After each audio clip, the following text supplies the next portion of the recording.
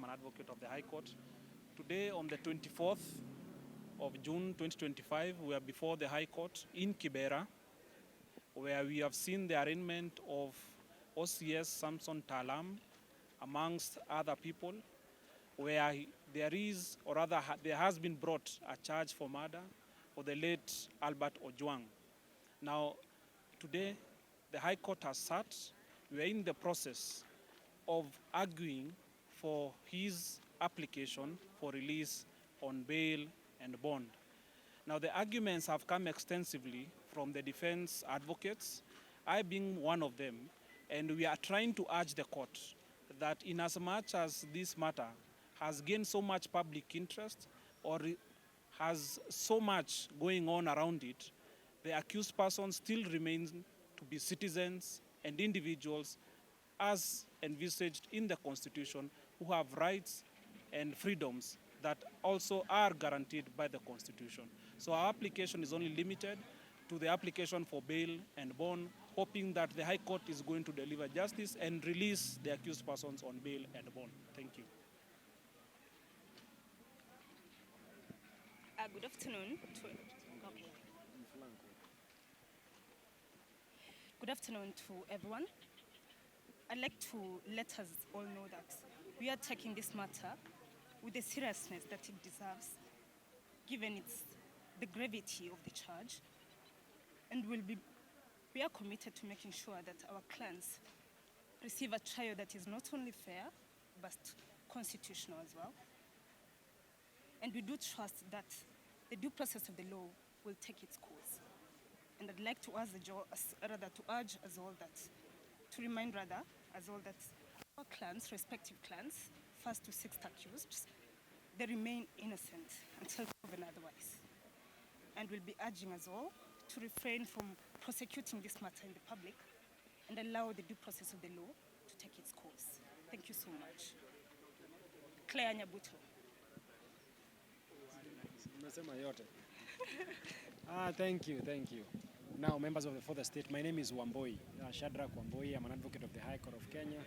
I am privileged and honored to be litigating this matter alongside my brother and my sister, together with my other seniors. So today we came here for the purpose of continuing what began yesterday, the 23rd day of June 2024. Yesterday, the 23rd day of June 2024, we had the accused persons presented before this honorable court. Unfortunately, plea taking will not continue because some of the accused persons did not have their representatives in court, resulting to an adjournment or a postponement of the business of the court from yesterday to today. So, as we speak, we've had a plea taken by the accused persons. They have pleaded not guilty to the crimes, the crime of murder, contrary to Section 202, as read together with Section 204 of the Criminal Procedure Code. Further to that, the accused persons made the application for bail, praying with honesty that the court considers having them released on reasonable bail or bond terms, pending the hearing and determination of this murder trial. Now, in between, we've had objections. We've had objections where the defense counsel sought with humility to have the person who has deponed an affidavit, sworn an affidavit, praying to court that this accused person should be denied bail. We have prayed that the same person be presented before court for the purpose of cross-examination. Cross-examination means the purpose of asking questions to this person who has deponed an affidavit, sworn an affidavit, asking the court to deny them bail. So that application for the requests for the cross-examination of the person who has asked the court to deny them bail has been, we've jettisoned it. We've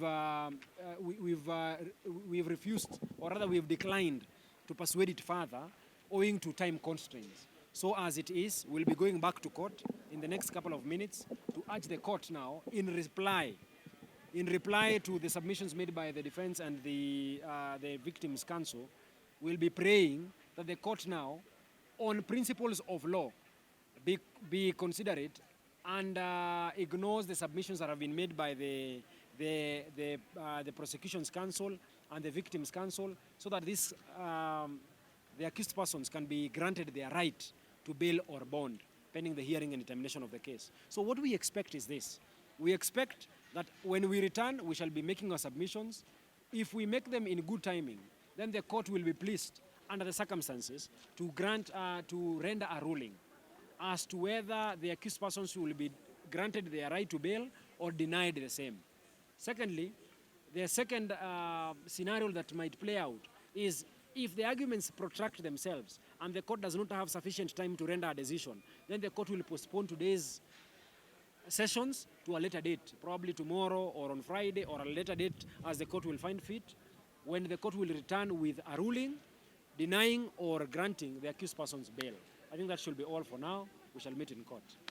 Thank you.